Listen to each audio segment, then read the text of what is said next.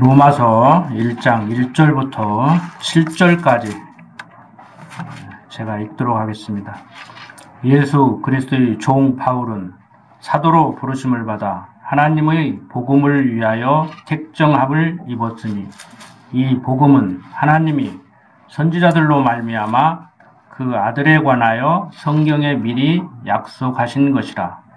이 아들로 말하면 육신으로는 다윗의 혈통에서 나셨고 성결의 영으로는 죽은 자 가운데서 부활하여 능력으로 하나님의 아들로 인정되셨으니 곧 우리 주 예수 그리스도시니라. 그로 말미암아 우리가 은혜와 사도의 직분을 받아 그 이름을 위하여 모든 이방인 중에서 믿어 순종케 하나니 너희가 그들 중에 있어 예수 그리스도의 것으로 부르심을 입은 자니라. 로마에 있어 하나님의 사랑하심을 입고 성도로 부르심을 입은 모든 자에게 하나님 우리 아버지와 주 예수 그리스도로조차 은혜와 평강이 있기를 원하노라. 네, 이 로마서는 마태, 마가, 누가, 요한복음, 사도행전, 그 다음 로마서 이렇게 성경에 배치되어 있습니다. 이 로마서는 제목 그대로 로마에 보내는 편지서입니다.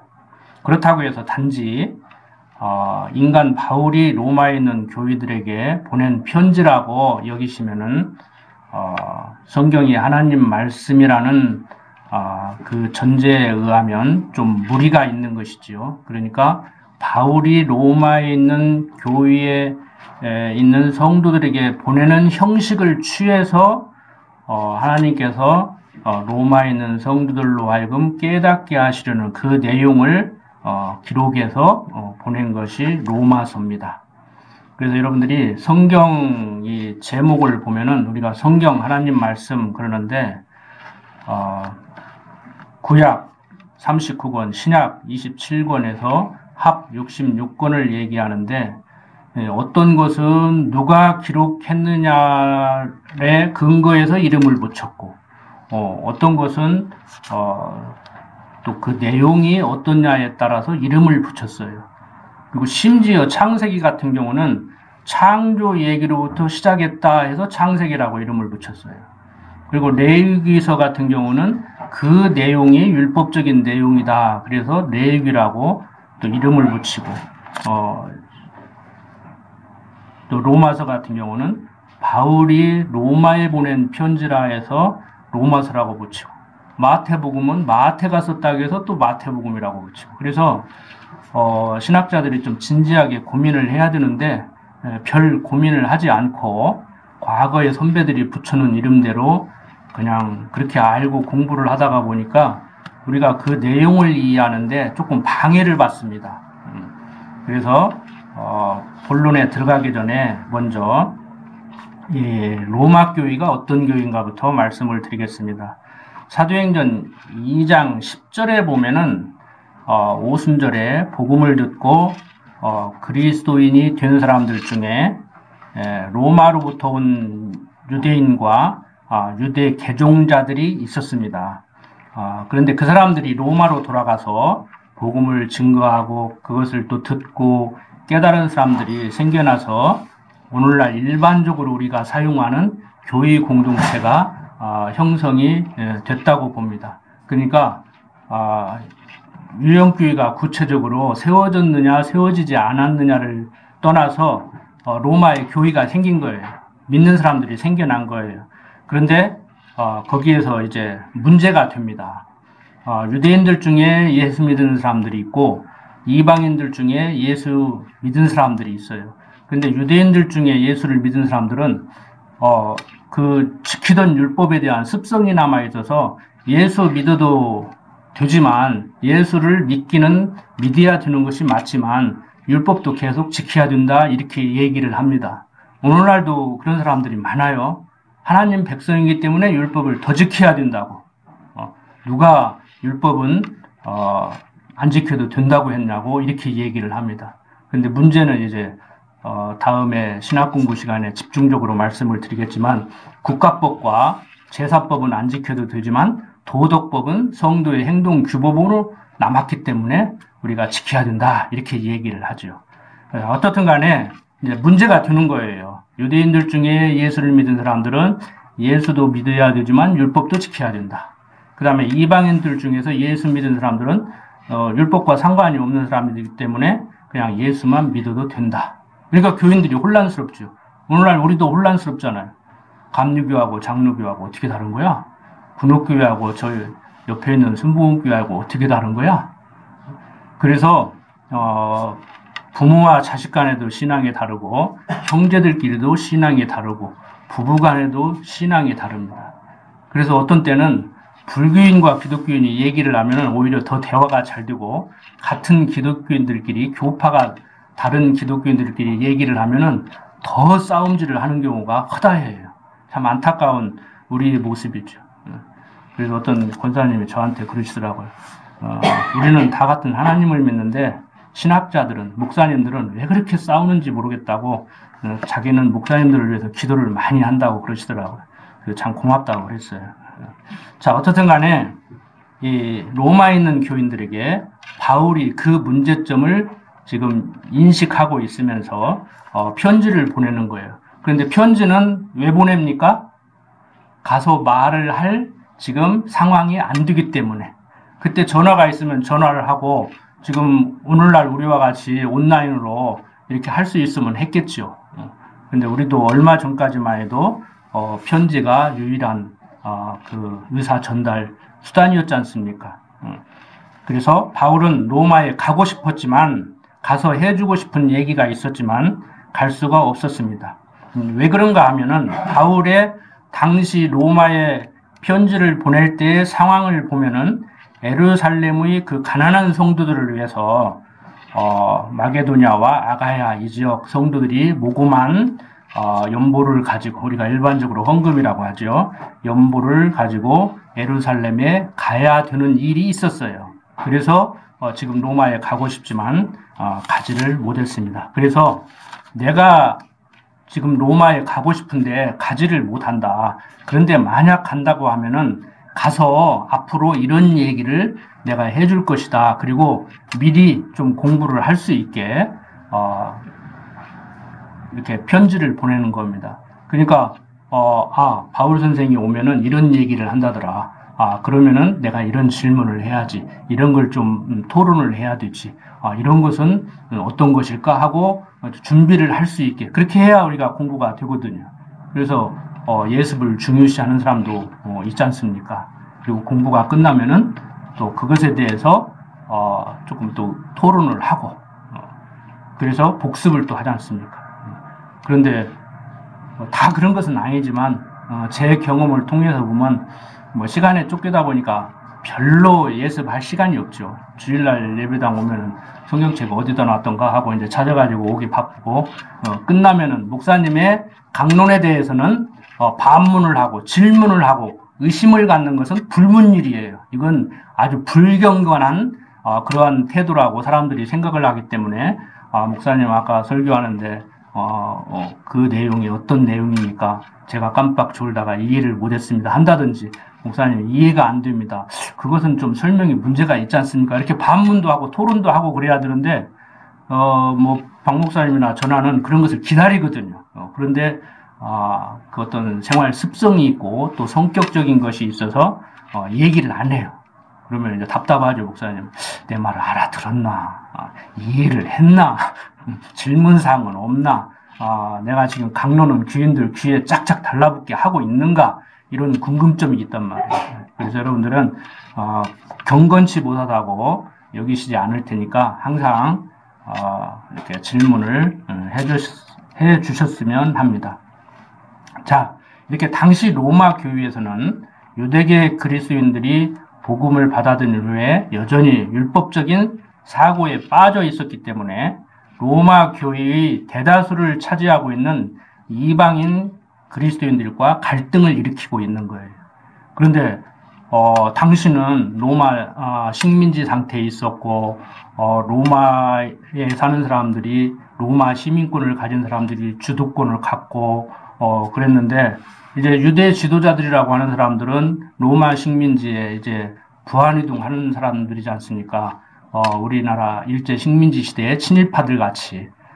그런데 이 기독교인들은 그 중에서 좀 핍박을 받는 사람들이란 말이에요. 그런데 정치적으로 지금 핍박을 받는 것도 부족해서 믿음의 형제들이 싸운다는 얘기는 좀 그러잖아요. 우리도 그런 역사를 가지고 있지만 독립군들이 싸운다?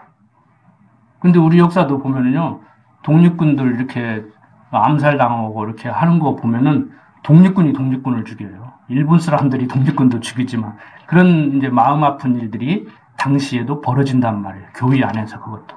그래서 바울이 이렇게 지금 편지를 보내는 겁니다. 그러면은 내용을 이제 하나하나 살펴보도록 하겠습니다. 자, 예수 그리스도의 종 바울은 사도로 부르심을 받아 하나님의 복음을 위하여 택정함을 입었으니, 바울이 보낸 모든 서신서는 서두에 이렇게 자기 소개를 해요. 우리는 부모한테 편지 보낼 때 과거에는 그러잖아요. 어머니, 아버지 그동안 평안하셨습니까? 좀 문자 쓰는 사람들은 아버님 전 상서 그동안 기체 강령하셨사온지요 하고 이제 편지를 쓴단 말이에요. 그런데 바울은 내가 누군지를 먼저 소개를 합니다. 예수 그리스도의 종 바울. 그러니까 바울은 복음을 핍박하던 자였기 때문에 자신이 그리스도의 종이 됐다는 것을 세상 그 무엇보다도 더 가치롭게 생각하고 자부심을 갖고 있는 거예요. 이건 교만이 아니라 인간적인 교만이 아니고 나는 예수 그리스도의 종이다. 그때 당시 예수 그리스도의 종이라는 것은 유대 사회에서 왕따 정도가 아니고 죽어요. 그리고 지금도 젊은 사람들이 예수 믿는 사람들은 좀 모자란 사람 취급을 합니다. 지금 솔직히. 그래서 앞에 참 그 상스러운 욕을 붙여서 호칭을 하고 참 그러는데, 평상시에 기독교인들은 사람들이 그렇게 부른다 하고 자연스럽게 사용하는데 그 좀 덕스럽지 못하니까 그런 언어 사용하지 말라고 그러더라고요. 그래서 오늘은 얘기를 않겠는데, 어떻든 간에 그냥 기독교인 마음에 안 들면 그냥 욕 좀 하는 건 좋지만 앞에다가 뭘 수식어를 붙이고 또 기독교를 그냥 기독교라고 않고 먼독교라고 하고 그렇게 얘기를 하느냐 말이에요. 좀 기분 나쁘게. 근데 그것도 기분 나쁜데, 이때 당시는 여러분들도 이미 공부해서 아시겠지만 바울을 죽이기까지는 내가 잠도 안 자고 밥도 안 먹겠다는 그런 결사대들이 존재할 정도로 그렇게 심했단 말이에요. 그런데 그것을 자부심을 가지고 자랑 삼아서 예수 그리스도의 종 바울은 하고 자기를 소개한단 말이에요. 이게 별거 아닌 것 같지만 여러분들은 자신을 소개할 때 뭐라고 소개할 건가? 며느리를 볼 때 처음 만났을 때 뭐라고 첫 마디를 시작할 건가? 너는 누구냐? 나는 누구다. 통성명을 해야 될 거 아닙니까? 그냥 세상 사람들 같이 나는 강혜권이요. 너는 누구냐? 아버지 이름은 뭐냐? 직업은 뭐냐? 이러고 물어볼 겁니까? 그 세상 사람들하고 똑같이. 자, 나는 기독교인이다. 너 기독교인이냐? 나는 이런 하나님을 믿는다. 너는 어떤 하나님을 믿느냐? 이렇게 얘기를 해야 되죠. 자, 어떻든 간에 바울은 예수 그리스도의 종임을 스스로 천명하고 있습니다. 예수 그리스도의 종 바울은 사도로 부르심을 받아 하나님의 복음을 위하여 택정함을 입었다. 나는 만서전에 하나님의 작정하시고 예정하신 가운데 사도로 택함을 받은 사람이다. 그래서 내가 전에는 복음을 핍박하던 자였지만 내가 예수 그리스도의 종이 됐다고 얘기를 합니다. 그런데 여기에서 종은 그냥 한글로 번역하다가 보니까 종 그러면은 여러분들이 무엇을 생각하십니까? 종. 나는 저 사람 종이다. 너 누구 종이냐? 왜 자율성 없이 능동적으로 자율성 없이 안 살아가고 왜 시키는 것만 하고 그러느냐? 좀 알아서 내 앞가림 좀 해라. 네가 종이냐? 그런단 말이에요. 그런데 그 종은 우리가 말하는 일반적으로 얘기하는 종, 조선시대 때 노비, 종은 주인이 시키는 대로 해야 돼요. 지 맘대로 하면 안 돼. 그냥 오늘 밭 1000평 팔아 그러면 1000평 파야 돼. 1200평 파고 와서 주인님, 내가 오늘 200평 더 팠습니다. 그러면 이건 너무 똑똑해. 그렇게 똑똑한 종을 세상 주인도 원하지 않아요. 그래서 더도 말고 덜도 말고 그냥 시키는 대로만 해야 돼요. 자, 이 종이 우리가 저 사람 종 노릇한다. 어떻게 보면 우리 인간 육신의 부모들 이제 성인이 돼서 손자를 본 나이까지 된 자식들을 위해서 자식의 종살이를 하니까 이제 문제가 되지요, 사실. 그런데 유럽 사람들은 그러지는 않지 않습니까? 성년이 되면 당연히 떠나보낼 생각하고 자녀들도 당연히 떠나갈 생각을 하고 자녀를 떠나보내지 않는 부모도 문제 있는 부모로 여기고 떠나지 않는 자녀도 친구들이 쟤는 문제 있다고 여긴단 말이에요. 그리고 성인이 돼서 집을 떠나지 않으면요 바로 세무조사 들어온대요. 부모가 얼마나 돈을 많이 빼돌리고 숨겨놓은 게 많아가지고 성인이 된 자식을 먹여 살리는가 하고 바로 세무조사 들어온다는 거야. 이제 그런 우리 한국 부모들이 자식을 떠나보내지 못하고 이렇게 자식을 위해서 봉사하는 것 같은 그런 성김, 그것은 우리가 흔히 서번트라고 그럽니다. 그러니까 우리가 어디 식당 같은 데 가면 서비스 받잖아요. 딱 자세 낮추고 무릎 꿇고 주문 받잖아요. 눈높이 맞추려고. 아이들이라 해서 함부로 무시 못 하잖아요. 이렇게 구부다 보고 아가야 뭐 먹고 싶어 절대 요즘 그러지 않잖아요. 서비스 정신이 발달해가지고 무릎 딱 끊고 아이 눈높이 맞추고 아가야 뭐 먹고 싶어? 뭘 주문해 드릴까요? 그게 이제 영어 사용해서 좀 죄송합니다. 이제 젊은 사람들을 위해서 좀 사용하겠습니다. 그건 이제 영어로 말하면 서번트라고 그래요. 그러니까 우리는 그냥 종하고 포괄적으로 싸잡아서 얘기를 하는데 서양 사람들은 그렇게 인식을 안 해요. 그래서 섬긴다, 봉사한다. 그러니까 여러분들 집사님들 교인들 종노릇 하는 거예요.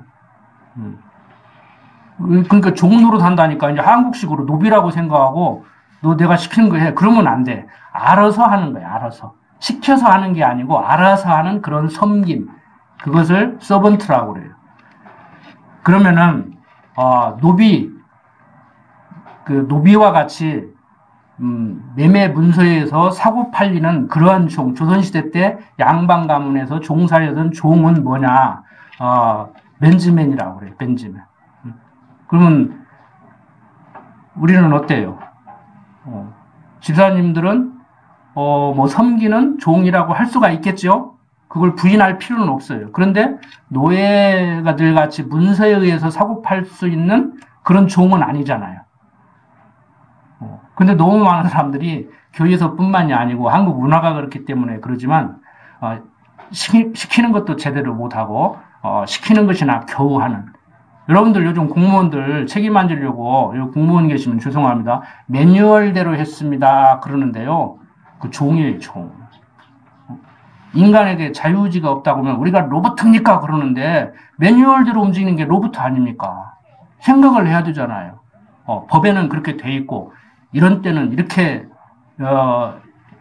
조치를 하라고 하는데 야, 그건 법을 따지기 전에 이건 급하다. 그러면은 빨리 응급실로 보내든지 인공호흡을 하든지 뭘 해야 될 거 아니에요. 그런데 매뉴얼대로 했습니다.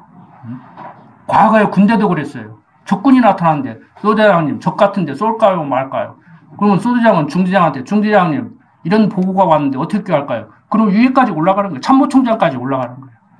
그러니까 나중에 안 되니까 70년대 후반 들어가지고 선조치 후보고해라. 확실히 적인 것 같으면 일단 쏴라. 그리고 철저히 암호소화를 해서 응답하지 않으면 쏴버려라. 그리고 공무원들이 이제 그렇게 알아서 일을 해야죠. 그러면은 어느 수준까지 가는 거예요. 앞에서 말하는 섬김, 봉사. 이제 거기까지 가는 것이죠. 그런데 바울이 지금 얘기하는 예수 그리스도의 종이라고 하는 종은 또 영어로 말하면 다른 언어가 있어요. 이건 슬레이브라고 그러는데 멋멋에 사로잡힌. 그러니까 헬라 성경에 보면은 둘로스라고 그렇게 써놨어요. 둘로스. 그러니까 사로잡힌 거야. 뭔가에 의해서 사로잡힌 거예요. 누가 안 오면은 가만 안 둔다고 해서 하는 것도 아니고 돈을 준다고 해서 하는 것도 아니고 세상적인 어떤 뭘 이익을 따져서 하는 것이 아니고 그냥 끌려가는 거예요. 그렇다고 해서 도살장에 가는 짐승이 끌려가듯이 끌려가는 것이 아니고 우리가 일반적으로 기독교 안에서 얘기하는 성령에 감동돼서 이끌리는 것. 그런 분들이 이제 목회를 해야 되죠. 이제 신학교 졸업하고 목사 되려고 그래. 그러니까 은퇴하고 별로 할 일도 없는데 그냥 이래 해서 정말 아무리 정말 그래서 왔다고 하더라도 멘트라는 게 있잖아요. 사무용 멘트가 있잖아요. 근데 누가 솔직하달까 봐서 도저히 목사하라고 할 수 없는 그런 대답을 하는 사람들이 있다니까. 요즘 젊은 사람들의 특징이 그거라고 하더라고. 솔직하다. 솔직하다. 솔직해야 되죠. 거짓말하면 안 되지. 그래서 내가 맞아. 솔직해야지. 그랬어요. 그리고 너는 불합격. 그러니까 왜 불합격이냐고. 그래서 이래서 불합격이다. 그러면 그런 사람은 하면 안 되냐고 그러더라고요. 그거 하면 안 된다. 네가 힘들고 교인들 죽이는 거다. 아느니만 못하다. 그런데 바울은 지금 자기 목숨을 내대고 목숨의 위협을 느껴가면서까지 지금 복음을 전하는 거예요. 그래서 바울이 예수 그리스도의 종 바울은 사도로 부르심을 받아 하나님의 복음을 위하여 택정함을 입었으니 당시 유대 사회에서 지금 이 바울의 위치는 그 인생 역전이 되는데 거꾸로 역전된 거예요. 요즘 젊은 애들 사용하는 속된 말로 인생 박살 난 거야, 이건. 본전도 못 찾는 거예요.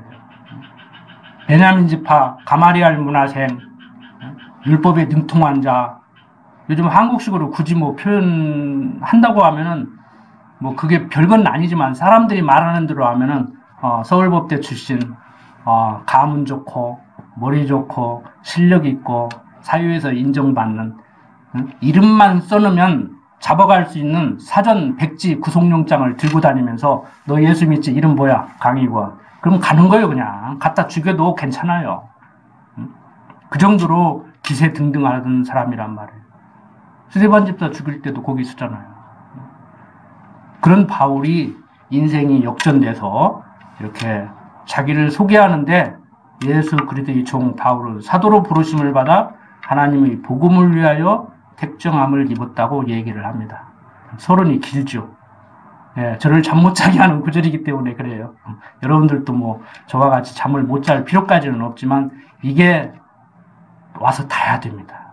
바울은 그랬고 나는 한번 스스로에게 질문을 던져보셨으면 합니다. 자, 이 복음은 하나님이 선지자들로 말미암아 그의 아들에 관하여 성경에 미리 약속하신 것이라. 그러니까 바울이 지금 복음을 위하여 택정함을 받았는데 바울이 전해야 될 그 복음은 무엇인가 하면은 하나님이 선지자들로 말미암아 그 아들에 관하여 성경에 미리 약속하신 것이란 말이에요. 그러니까 구약 성경을 보면 이스라엘 구약 역사를 통해서 보낸다고 약속한 그 그리스도에 대해서 얘기하는 것이죠. 그러니까 한마디로 함축하면은 예수는 그리스도라. 이 얘기를 해야 된다는 거예요. 예수는 그리스도다. 예수가 구약 이스라엘 역사를 통해서 보낸다고 약속한 그리스도다. 바로 우리가 핍박하던, 내가 과거에 핍박하던 그 예수가 지금 그리스도로 왔다. 유대인들이 예수를 왜 핍박하느냐 하면은 그렇게 그리스도가 오기를 학수고대하던 유대인들이 예수가 그리스도가 아니야, 자기들이 볼 때. 그런데 그리스도라는 거야. 그래서 핍박하는 거예요.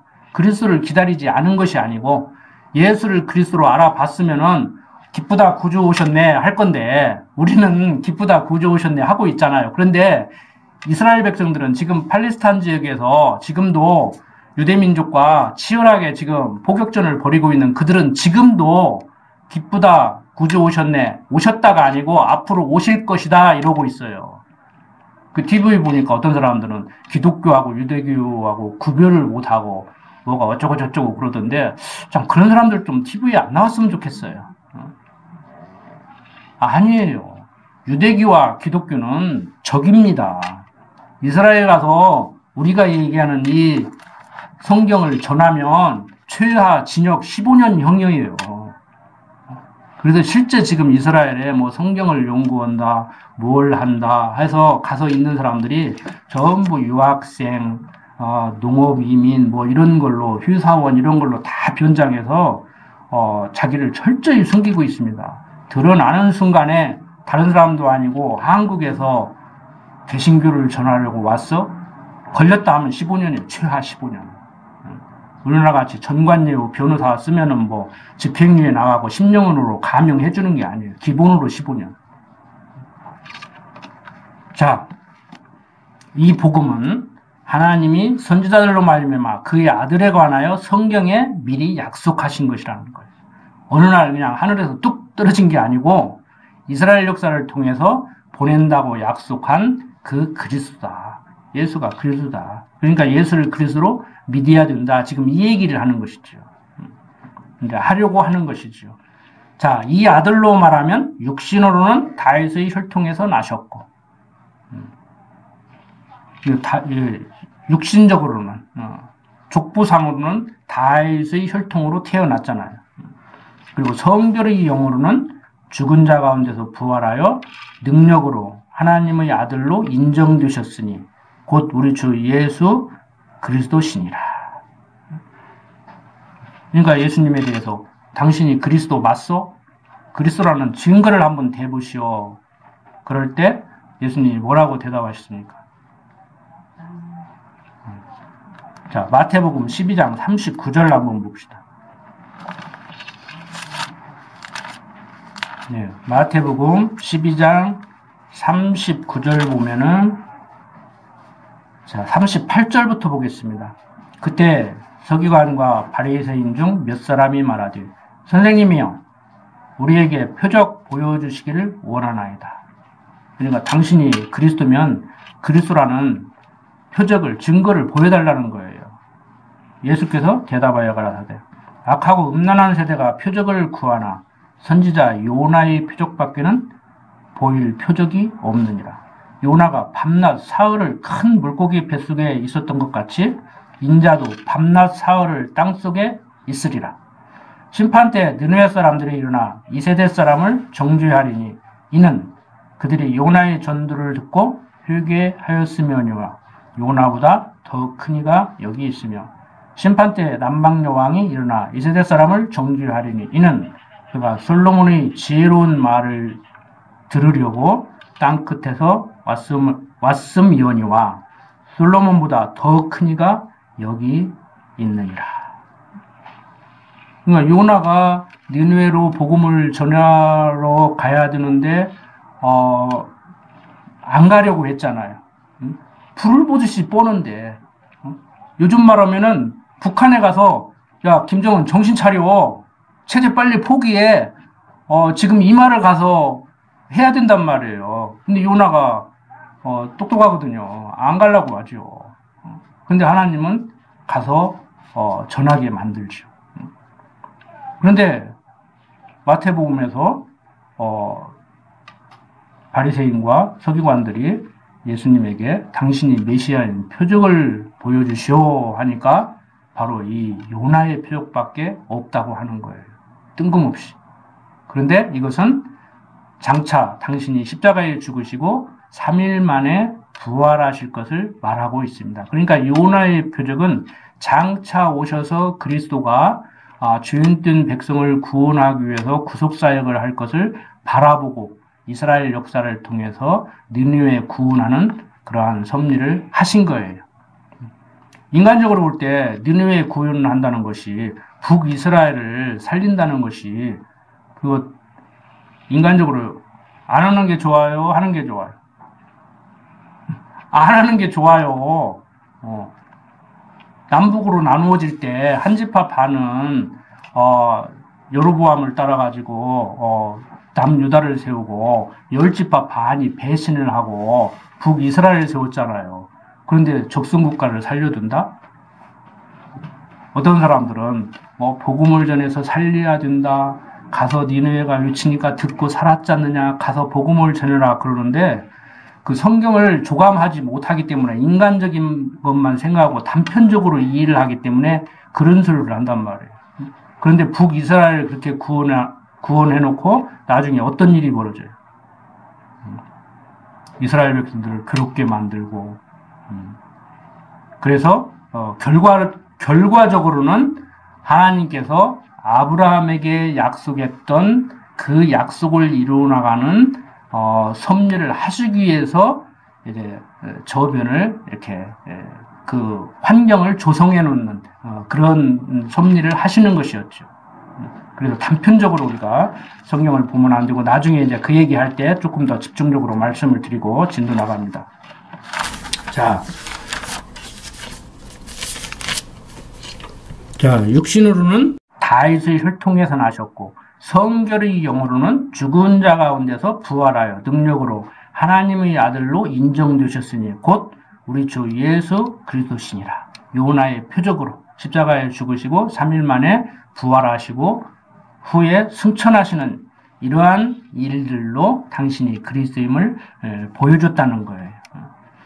자, 5절 그로 말미암아 우리가 은혜와 사도의 직분을 받아 그 이름을 위하여 모든 이방인 중에서 믿어 순종케 하나니 너희도 그들 중에 있어 예수 그리스도의 것으로 부르심을 입은 자니라. 오늘 사는 우리들이 지금 이걸 왜 입고 있어야 돼요? 로마 교인도 아닌데. 그런데 대입하면 되겠죠. 로마 교인들만 읽으라고 보내준 건 아니에요. 당시에 이 서신 형식이라는 것은 우리 조선시대 때랑도 보면은 뭐 용모를 하기 위해서 막 사발통문을 돌리잖아요. 그때는 누가 썼는지를 밝히면은 주모자로 걸리니까 사발통문이라는 것은 주모자가 누군지 모르게 둥그렇게 사발을 엎어놓고 이름을 쓰는 거예요. 그래서 히브리서 같은 경우는 로마에 편지를 보낼 때보다 더 위기 상황이기 때문에 저자를 밝히지를 않아요. 히브리서 내용은. 그런데 문체로 볼 때 이제 바울이 썼다고 그렇게 보기는 하죠. 그러니까 이때 로마에 보낼 때는 유대인들 중에서도 예수 믿는 사람들이 생겨나고 할 정도로 조금 여유가 있었던 때라 이렇게 자신을 밝힙니다. 그래도 바울도 여러분들 사도행전 공부하신 분들 아시겠지만 때로는 광주리를 타고 도망가기도 하고 막 이렇게 하잖아요. 그래서 우리가 하나님께서 이렇게도 섭리하고 저렇게도 이렇게 섭리하시는데 어떻든 간에 바울이 숨길 때 숨길망정 그래도 나는 예수 그리스도의 종이 됐다는 거. 하나님의 작정하시고 예정하신 가운데 이방인들에게 복음을 전하는 사도로 택함을 받았다는 거. 그래서 자신은 목숨을 내대고 이방인들에게 복음을 전해야 된다는 거. 이건 확실합니다. 이게 소명의식이죠. 사명감이죠. 자,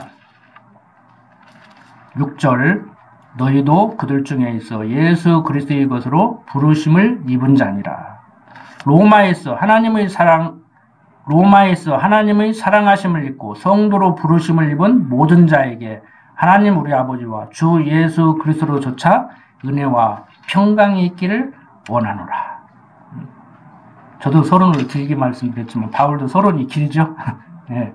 자, 첫째는 내가 예수 그리스도로 말미암아 너희 모든 사람을 인하여 내 하나님께 감사함은 너희 믿음이 온 세상에 전파됨이라. 로마에 있는 교인들이 뭐 유대인들 중에서 예수 믿는 사람과 이방인들 중에서 예수 믿는 사람들 간에 좀 다툼이 있다고 하더라도 어떻든 간에 지금 복음이 전해지고 교회가 막 세워지고 있다. 그렇게 죽여도 목숨을 내대고 예수 믿는다. 무엇이 그렇게 만드는가? 그게 그럴 만한 가치가 있는 건가? 도대체 그 뭐야? 사람들이 관심을 갖다가 보면은 그 내용을 알게 되고 성령의 역사 가운데 이제 믿는 사람들이 생겨나죠. 그래서 결국에 일반 역사적으로 보면은 나중에 콘스탄티누스 대제가 이게 기독교를 이제 인정하게 되고 베시도스 황제는 국교로 선포해 버리잖아요. 기독교인들을 끌어들이지 않으면 정치를 못 해먹으니까. 지금도 그래도 한국도 어떻든 간에 기독교가 욕은 먹지만 기독교인들을 이렇게 잡지 않으면은 정치 못 해나가니까 함부로 못 하는 거예요. 목사한테 세금 걷자고 하는데 대놓고 법 통과 못 시키잖아요. 왜? 힘이 있기 때문에 그래요. 힘 있는 사람 못 건들거든요. 그래서 여러분들 요즘 조금 기독교가 조금 이렇게 좀 소외되는 것 같고 욕을 많이 먹는 것 같고 교회가 과거 6, 70년대 같이 부흥이 안 되는 것 같고 우리 교인들이 빨리빨리 안 늘어나는 것 같고 그래도 너무 이렇게 기죽을 필요 없고 너무 이렇게 좌절할 필요 없어요. 기독교 힘이 있습니다. 숫자 많다고 뭐 그게 답니까? 일당 100, 일당 1000 그게 힘 있는 것이지요. 인간 군대 조직도 포항 1개 사단을 위해서 북한에서 12개 사단을 항상 준비해 놓고 있는데 뭐 성령 하나님께서 인도하는 함께하는 여호와 이레 내 인생길 예비해 놓고 임마누엘 함께 하시면서 인도하시는 우리가 제 그 생활 모토가 그겁니다. 곧 죽어도 꽥. 자부심 가져야 되지요. 기독교인이 자부심을 안 갖는다는 얘기는 좀 문제가 있다고 저는 생각합니다. 개인적으로. 누가 뭐라 해도 우리는 자부심 가져야 돼요. 교만한 것이 아니고 자부심 가져야 돼요. 내가 성도라는 거. 자, 바울이 이렇게 바울만 자부심을 갖고 사는 것이 아니고 오늘도 바울과 같이 우리도 자부심을 가져야 되겠죠. 하나님께서 틀림없이 제가 뭐 가지라고 안 해도 다 자부심 갖게 해서 다 가지고 계실 줄로 알아요. 자, 8절 자 계속 다시 봅니다. 첫째는 내가 예수 그리스도로 말미암아 너희 모든 사람을 인하여 내 하나님께 감사함은 너희 믿음이 온 세상에 전파됨이로라. 내가 그의 아들의 복음 안에서 내 심령으로 섬기는 하나님이 나의 증인이 되시거니와 항상 내 기도에 쉬지 않고 너희를 말하며 어떠하든지 이제 하나님의 뜻 안에서 너희에게로 나아갈 좋은 길 얻기를 구하노라. 내가 너희 보기를 심히 원하는 것은 무슨 신령한 은사를 너희에게 나눠주어 너희를 경고케 하려 함이니 이는 곧 내가 너희 가운데서 너희와 나의 믿음을 인하여 피차 아니함을 얻으려 함이라. 형제들아 내가 여러분 너희에게 가고자 한 것을 너희가 모르기를 원치 아니하노니 이 서양식 표현을 하다가 보니까 말이 좀 복잡해요. 내가 가고 싶다 하면 간단하잖아요. 그런데 형제들아 내가 여러분 너희에게 가고자 하는 것을 너희가 모르기를 원치 아니하노니 이렇게 쓴단 말이에요. 요즘 우리나라 판사들 판결문 쓰듯이 간단한 거예요. 가기를 원한다. 이는 너희 중에서도 다른 이방인 중에서와 같이 열매를 맺게 하려 함이로되 지금까지 길이 막혔도다. 헬라인이나 야만이나 지혜 있는 자나 어리석은 자에게 다 내가 빚진 자라. 여기서 빚진 것도 우리가 이렇게 사채 얻어 쓰듯이 은행 대출 받듯이 그런 빚을 얘기하는 것이 아닙니다. 그런 빚을 얘기하는 것이 아닙니다. 의무를 진 자. 뭔가 하지 않으면 안 되는 마땅히 해야 될. 그러니까 우리 인간적으로 그러잖아요. 부모로서 자식을 잘 양육해야 될 의무 있잖아요. 자식은 어떤 의무가 있어요? 그렇게 얘기하면 퍼뜩 생각하는 게 부모 잘 공양하는 의무. 그건 아니에요. 자식이 부모가 자식을 잘 양육할 때 잘 커줘야 되지. 그리고 깨닫고 나서 이제 나중에 깨달은 바가 있으면 진자리 마른 자리 가라앉으신 부모님 연로하셔서 이제는 나를 먹여 살리던 힘이 없다. 이제는 내가 먹여 살려야 되지 않아? 이건 자연스럽게 유교적인 공자 가르침이 아니더라도 생각할 수 있는 거예요. 그걸 내가 하지 말라고는 안 해요. 그런데 이제 내가 너를 어떻게 킨 줄 알아? 나 좀 이제 먹여 살려봐. 그러면 이제 문제가 되는 것이지. 내리사랑이 뭔지를 잘 이해를 못하니까 그런 소리를 하는 거예요, 그냥. 그리고 뭐 부모 굶어 죽는 꼴 보기 싫으면 알아서 하겠지. 우리 딸이 그런다고. 아빠는 협박도 참 기가 막히게 한다고.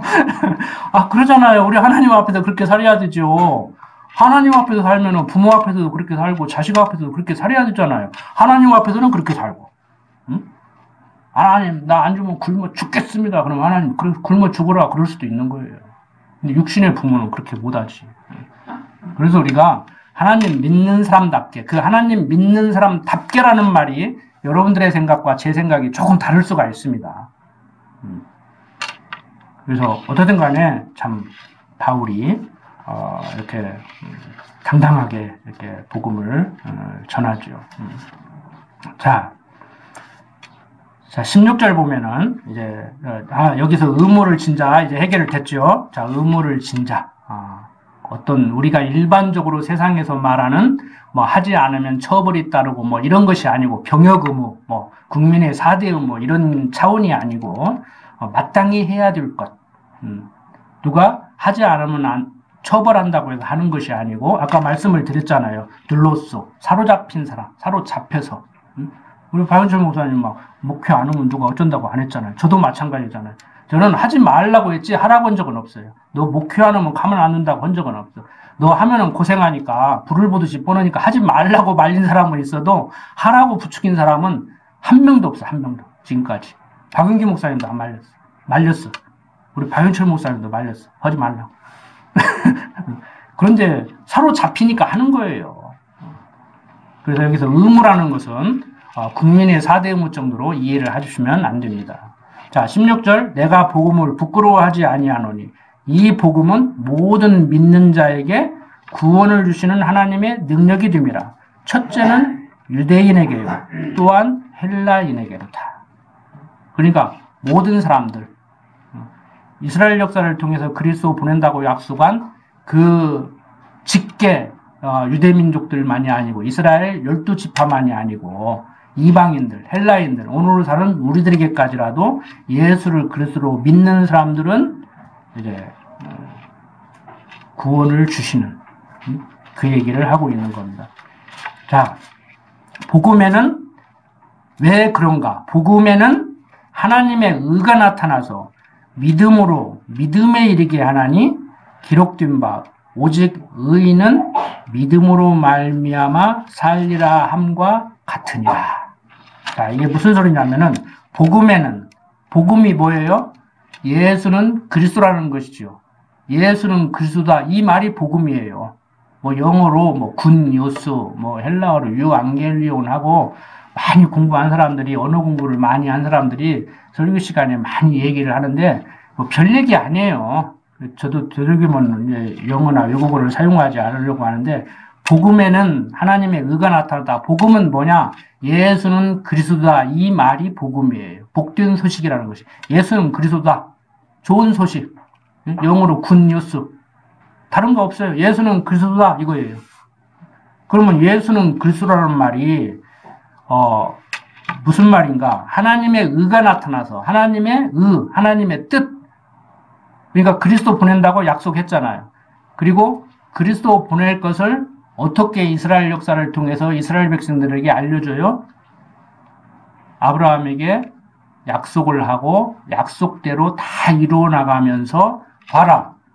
내가 그리스도 보내겠느냐 안 보내겠느냐. 내가 능력이 없어서 못 보낼 것 같느냐. 나 하는 거 보니까 그리스도 보낸다고 약속했는데 틀림없이 그리스도 보내겠지. 너희들 믿고 기다릴 수 있겠지. 기다려. 때가 되면 보내줄 거야. 그래서 때가 돼서 지금 예수를 그리스도로 보냈단 말이에요. 그러니까 복음에는 예수가 그리스도로 왔는데 예수가 그리스도인데 그 예수가 그리스도로 온 것은 예수가 그리스도인 것은 하나님의 의가 나타났단 말이에요. 하나님의 의가 약속이 실현된 거란 말이에요. 약속을 이루신 거란 말이에요.